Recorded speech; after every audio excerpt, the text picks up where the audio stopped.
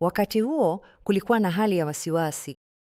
Tulilazimika kukodisha magari mawili nchini Israeli, moja kutoka kampuni ya Israeli kwa maeneo ya Israeli na moja kutoka kampuni ya Kiarabu kwa maeneo ya Palestina. Vinginevyo, gari letu lingepigwa mawe ikiwa tungeendesha gari la Israeli katika eneo la Palestina. Tuliweka kilemba cha Kiarabu kinachotambulika kwenye dirisha la mbele la gari, kwani tuliambiwa hii ilikuwa ishara kwa Wapalestina wasipige gari mawe.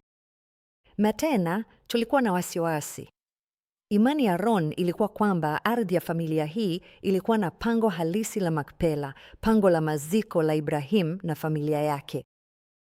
Hakuwa amewaambia hili hapo awali, na alijua lingekuwa jambo nyeti kwa kuzingatia kuwa walikuwa Waarabu na waliishi Hebroni, karibu na eneo la asili.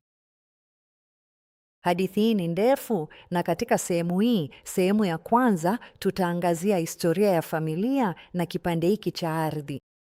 Siwezi kuonyesha nyuso zozote na nitalinda utambulisho wao. Ni familia nzuri na walitutendea kama vile Ibrahimu angetendea wageni wowote waliokuja nyumbani kwake.